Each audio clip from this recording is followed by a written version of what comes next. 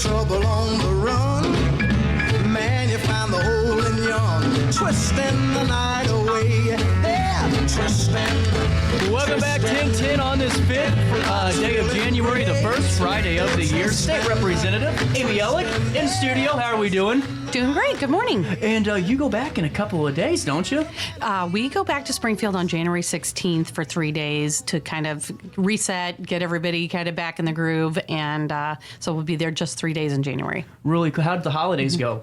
Great. Just Good. great. I really enjoyed it. Much needed family time and, catch up time too. So it was great. Well, and especially too because 2023 you were moving. You did a lot of things at the state level and really passed a lot of bills. Really made some movement. And were you pretty proud of the results that you were able to garner? I'm really proud of especially the bills that I passed in 2023.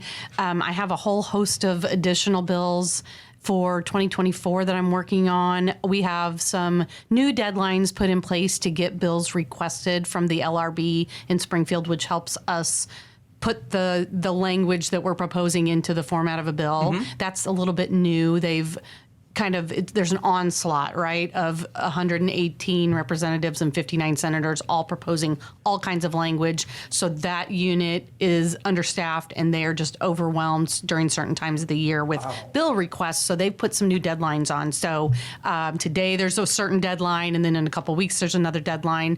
Usually those kinds of things are set by the House Speaker, but this time this is a little bit new that the LRB is saying, due to our staffing, we have to put some constraints in place. So you kind of got to get them in the hopper early. So I've been working on that last fall and over the holidays. That's really interesting. I didn't realize that's how that process worked.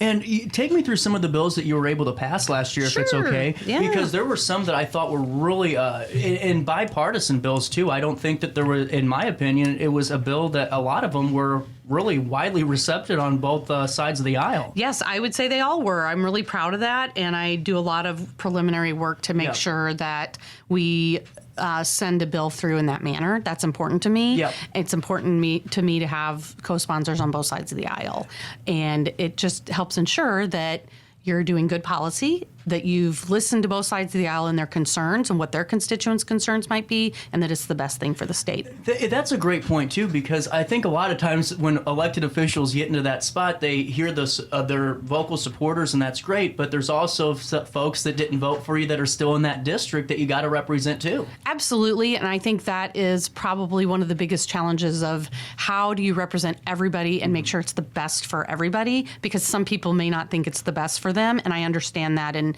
listening to both sides is really, really important. Absolutely. And if you could take me through some of the bills that you were able to pass through this 2023 season. Sure. Well, I passed the Constitution Day bill, ensuring that Constitution Day is celebrated and commemorated in Illinois schools. And that was a little bit fun. I worked on that with our new Senator Erica Harris. And we actually got invited to Granite City High School to do a presentation to the students on Constitution Day, which is a little nerve-wracking because I'm not a teacher, but you want to be impactful for the kids. I hope we accomplished that, but that was kind of fun to do that in September. It's harder for me to speak in front of high school students than it is for me to speak in a room of adults. I don't know why, but that's just me personally. I would probably agree with that because you put you back into high school frame of mind, and you're thinking, oh my gosh, they're all looking at me, kind of a thing. So yeah, you just don't always know what they're thinking when you're teaching or talking with them. So, but yeah, that was great. I was excited to do that. I did some update on some language that from a bill I had filed in the last term related to background checks on DCFS transportation providers.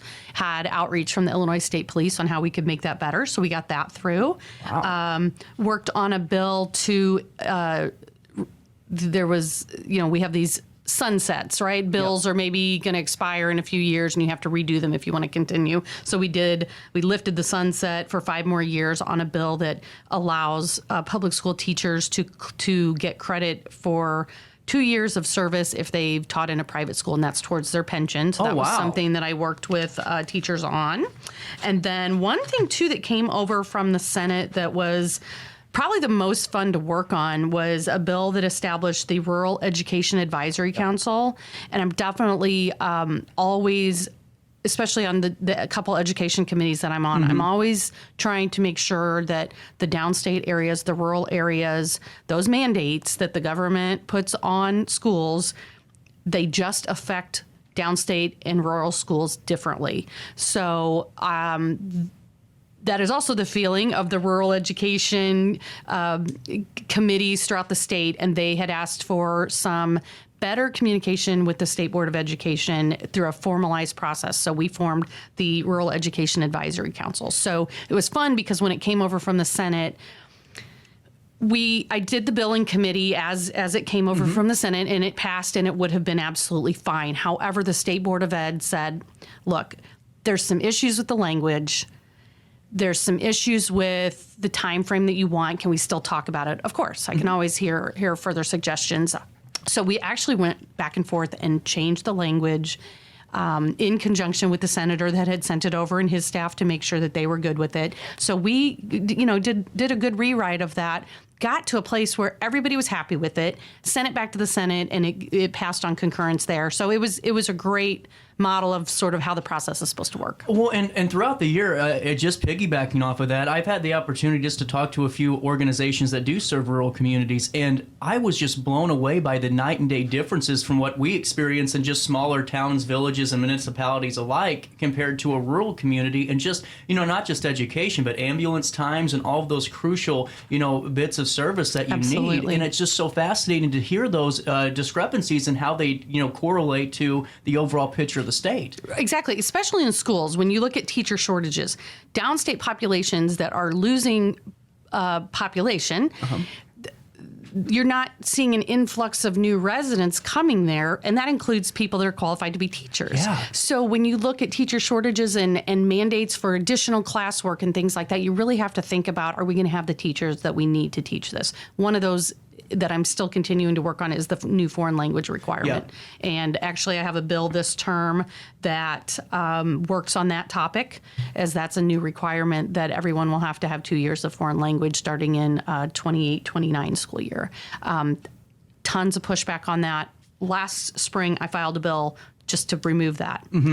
Over this summer and fall, I've talked to various parties about this, and if you don't want to completely remove it, let's figure out, can we do a compromise of 1 year? Okay. Can we make sure that people aren't just not taking foreign language and they're going to take a study hall, but instead they're taking something that's a career coursework, maybe a welding class or something that's really related to career focus. So I'm going to try again with that here this spring. Maybe a little bit of housekeeping too. I should mention too, if you don't mind, CJ. So the term is a 2-year term, so we're in the second year now of the 103rd General Assembly. Yep.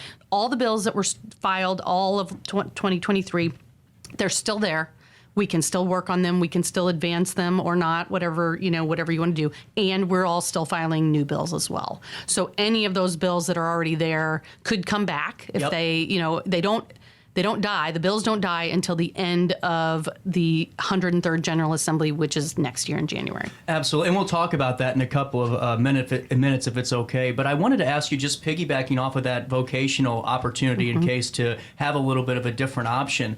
No one realizes, I don't think, just this area's, resources when it comes to opportunities for students in trade programs and vocational programs. I had the opportunity to go up to Belleville and see the cave and tour some of those really great facilities. And I think it's great that we have something like that gives them that alternative to really promote those two throughout the area. Definitely, and I'll mention Collinsville too. They have a fantastic program. They have a fantastic program, and they've gotten some state funding to expand it over the next few years and to add on and be able to offer more kids that opportunity. And in Collinsville, that doesn't just serve the Collinsville School District. It serves, and I'm probably going to get the number wrong, 9, 11. There's many different school districts from the area that actually send students to that Collinsville Area Vocational Center. I had no idea. It's pretty amazing. So as this year is kind of getting ready to start here in a couple of days, and as 2023 is finally wrapping up, what is the thought process for you in this kind of in-between state? Because you're getting ready to go back for a few days, but you still have things that you were probably working on or looking at from last year. What's the mindset right now at where we're at in the calendar year?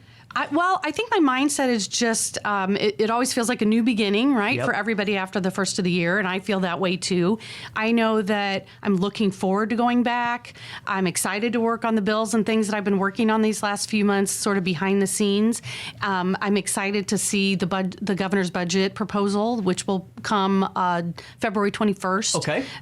Maybe there's not a lot of people that are excited about that, but as an accountant, I'm excited about that. And with the budget work that I've done with my caucus, I'm just like, let's see what we're going to put on the table and start with. So I enjoy the committees that I'm on. I really do. I probably wouldn't have chosen some of them, but you get to choose, but you also get put in different places. Yeah. So I've really learned to enjoy them, and just looking forward to what the year holds in Springfield and here in the district too. Absolutely, and we'll talk about that here after this quick break, if that's okay.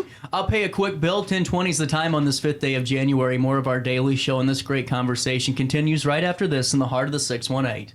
I set the thermostat so my house would be warm when I got home from work, but the kitchen is still cool. At Barrett Heating and Cooling, we stand behind every Linux system we sell. My dealer said he'd take care of everything. At Barrett Heating and Cooling, we understand everyone wants prompt, professional service. Turns out it wasn't my furnace after all, just a little something blocking the vent. Pretty smart dog if you ask me. For service you can count on, call Barrett Heating and Cooling. Lennox. Innovation never felt so good. You won't find a better health club than Nautilus Fitness Center. More cardio, more free weights and equipment, more classes, a swimming pool, and more. If you're serious about your health and want to make a change, then stop thinking about it and visit Nautilus Fitness Center on Industrial Drive in Alton. Don't fall for the hype you get from the other health clubs. Nautilus is the Riverbend's premier health club. Has been for years and will be for years to come. Get to Nautilus Fitness Center and get started on a healthier new you.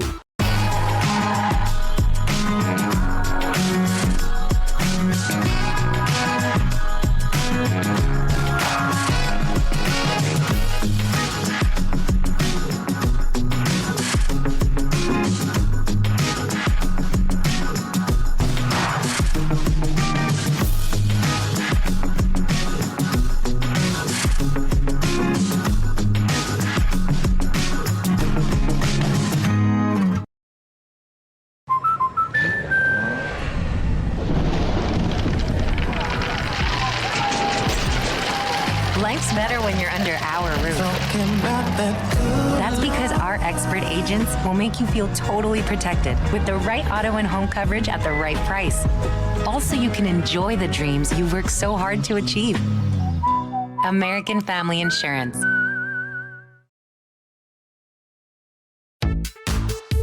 For the biggest selection of pre-owned cars, trucks, and SUVs in the Riverbend, visit AltonToyota.com or stop by their location on the Homer Adams Parkway in Alton. Winner of the prestigious President's Award, Munganast Burkhardt Alton Toyota knows how to treat their customers, and they will help you find the vehicle that is perfect for you. For years, Munganast Toyota has been a fixture in the Riverbend, and now Munganast Burkhardt carries the tradition. New name, but the same great service you've come to expect. Welcome back to our daily show. Here's CJ.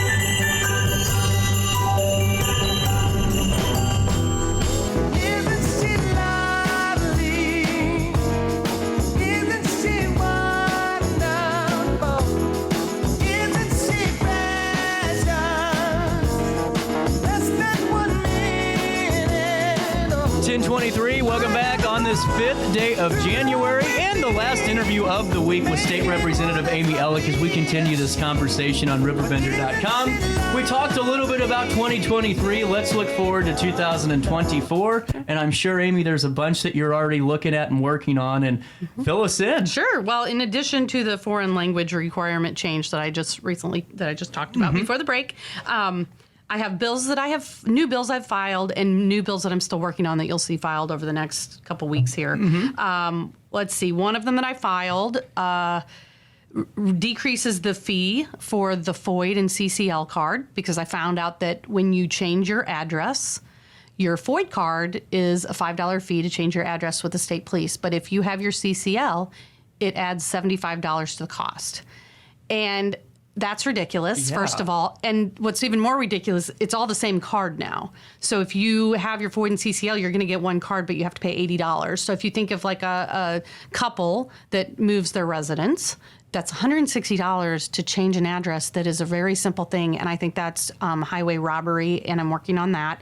Don't know where we'll go on that because the people that control Illinois want gun owners to pay out the nose for everything. So I don't know where we're going to go on that. And just some language on due process that the local attorney had recommended to me on the appeals process on the FOID card appeal board. So working on that. I didn't realize that it was if you had the CCW, it was an extra $75. Just to change your address. Wow. Just to change your address. Wow. It's it's cost prohibitive, right? And it leads to people not being able to comply when they want to comply because it is so expensive. Absolutely. So I don't know if that's something that just was overlooked when they kind of did the language to combine the cards. I'm gonna see where I can go on that. And then let's see, I'm working on something. Honestly, CJ, my bills come from constituents that bring issues to me. And then I go, well, that's not right. We can fix that. But another one related to unclaimed property for people that have trusts. And I'm working on how we can make sure that those trusts keep the records so that people can later, if they have unclaimed property, come back and make sure they have the records to do the unclaimed property. I like that because I know that there's a lot. I used to just be a part of and listen in on a trust show.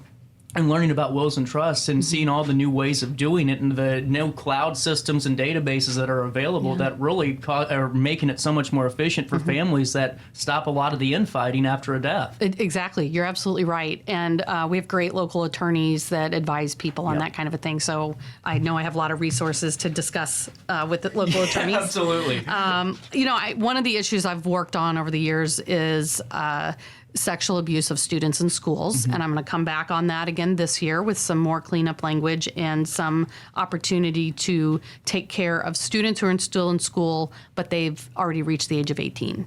And I think we can all agree a teacher or a staff member at a school should not be having sex with a student, even if they're 18. And right now, people may be surprised to know that's not illegal. It's unethical, and they will lose their job because of professional standards, but it's not illegal. And there have been some local cases, and people are like, what? How can that not be illegal? Yeah. That also, if you criminalize it in some way, in any way, that allows the police to do an investigation instead of the school doing an investigation. So that helps the police be able to get involved in a case like that. I've never understood that either because regardless, you're still in a position of power manipulating an individual. Exactly. That's exactly what it is. That's just the bottom line. Exactly. And that would be illegal if you were a prisoner in a corrections facility and various other aspects. So we're working on that as well. And that's something I get a lot of input from on various education groups,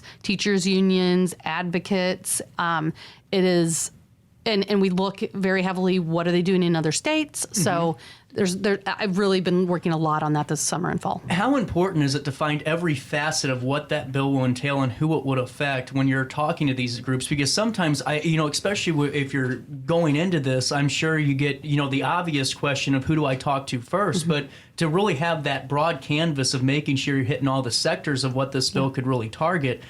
How do you kind of dissect that and look for those spokes on that bicycle wheel? So that's a good question. In this case, I'm working with an advocate who, Faith Colson, who has been, we have Faith's Law Part 1 and Faith's Law Part 2 because she's such a wonderful advocate and she was a victim herself when she was in high school. So it's great to work with someone like that who's become an advocate throughout the country, honestly, because she can say, hey, here's some ideas of who we need to talk to. And I literally will make a list and kind of check off my list. That includes local people, though. That includes statewide advisory and advocacy organizations. And I'll go national. Anybody that wants to talk to me about it and that I can find, I will definitely talk to and hear their input. So then they will say, oh, you should also talk to this person. It's a web. It's a web.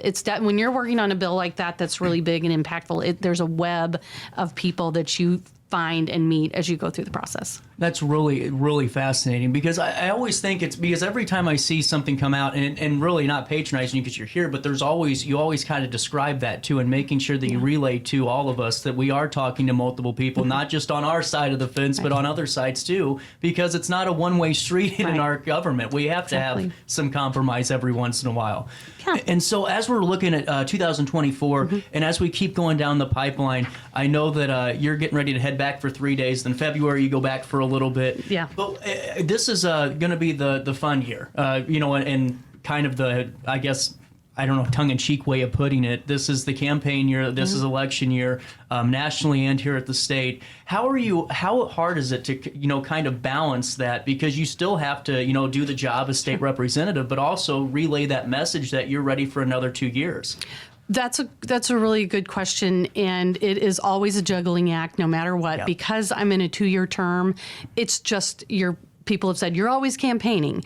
And you are, but you're really focused on the job. I think if you focus on the job and do a good job at that, certainly campaigning is a lot easier, right? Yeah. So you can get your name out there, you can talk about the things that you're working on, and that's the best way, I think, to interact with voters. So you can say, I have a record, here's what it is, this is what I think is important, and I can show you, I've filed bills on this, that's how you know I think it's important. And hopefully we agree on that, or at least you can find some nugget of something that we agree on, and I certainly think we can do that with most people. But I think as far as the state government runs, I mean, the primary's on March 19th. I have had many people say, well, we're not going to do much before then, which is frustrating to me because I think the bills that I have are not controversial. I don't think that they're not political. I'm not doing something, making a stand on some political statement. I'm just trying to get some work done. So there's, hey, I'll run bills in January. I'll be ready to go if we're ready to go in a couple weeks here because I've been working on them. But it will make the process a little interesting to see the people that are in primaries in Springfield and are they coming to work in Springfield or not? Well, and see, that's what I always found fascinating, is especially when I was over the river doing the political show, is just talking about how now it seems like the primary is the election that people worry about the most. The general really isn't in number one priority because of the way a lot of maps were redrawn. And so that's what I found fascinating this year, is when you're getting back and you have to stop, and then you're going and then you're stopping. But like you said, if you're bringing bills to the table, you really don't have to look over your shoulder too much, I guess, either. I guess so. I mean, I think it's just it's important to bring common sense legislation and make your case to not just legislators, but the people in your district. Absolutely. And so for the rest of the year, what does that look like for you? I know that you're going to have bills coming out, frequently and almost in a revolving door status when you're going back into the State House. But after that in the summer, what is 2024 as a whole looking like for Representative Elik? Sure. The session is supposed to end on May 24th, but I will not be surprised if it gets extended again. And then the summer will be the door knocking, which is the best part of campaigning, if you ask me. It's where you really get a chance to interact with voters. We're also doing, on the official side, we're doing monthly office hour, traveling office hours, so we'll be out and about in the district. I'll have that schedule coming out here soon. We're going to start that in February. In the past, I've sort of sandwiched that into the summer, but I think we're just going to go ahead and do it each month now throughout the district. And then the fall, yes, the fall's going to be busy, and you're not necessarily in Springfield during that time. However, there are committee meetings and things like that going on periodically, depending on which committees you're on. So you're never far away from the job itself. That's really fascinating. And before I let you go, I've always wanted to ask you this because I just find this so just really interesting. It seems like the disconnect from northern Illinois to southern Illinois is just completely on polar opposites. And how is it for you when you're bringing messages in from your district, which is in southern Illinois, and you're meeting with reps that are representing northern districts that tend to be, maybe a little bit more on the left side of things compared to how we, the majority compare down here? What's it like when you're bringing that message up to Springfield and you're trying to decide how can we make this work for all Illinoisans across the board if this goes in? Sure. Maybe I'd use as an example that Rural Education Advisory Council that we created. I remember sitting in committee and one rep in particular kind of looking at me like, I don't know about this. And She did vote through to get it through committee, and so that was great. But she truly couldn't understand why this was necessary and why do they need additional communication, and why she couldn't understand why they feel like they're not able to get their point across to ISB and to the legislature when making law. And so that's one-on-one conversations with legislators. So if I'm going into committee, I am like, let's talk to the chair. It's just. I won't say a roll call, but I'm going to go through that, and I'm going to start with that committee while also then expanding that to other people that I think, well, this person's a Democrat and they're in Northern Illinois, but they have a little bit of rural area in their district, for example, on that bill. So you're just trying to find your people that you can make an impact with the other legislators so that you can, and then sometimes the ball just starts rolling and they all come on board. Once the train moves, it gets pretty easy. Exactly. It's just so fascinating because we really have a completely different, we have two halves of the state. Definitely. And I find it takes a lot of work to make sure that everything's getting done and really going across both wavelengths at the same speed too. Yes. Amy, with that being said, I really appreciate your time. Is there anything else you'd like to talk about? I guess I would just say we'll soon be doing the Valentine's for Veterans like we've done in the past in the office. So we'll have press coming out about that soon. Like I said, we'll have our monthly office hours, traveling office hours. My staff and I will be there. If for some reason I'm in session and can't be there, my staff will still be there. But yeah, just keeping an eye on things going on in the district, and excited about the year to come. Absolutely. Amy, thank you so much for your time, and best of luck this year. Thanks. I hope everything that you're setting to accomplish gets accomplished, and I hope the year is successful for you. Thank you so much. We'll take a quick break on this 5th day of January. 10:35 is the time. We'll come back with the All-Star Award. We'll talk for a few, and we'll see if I can get in any trouble before the weekends.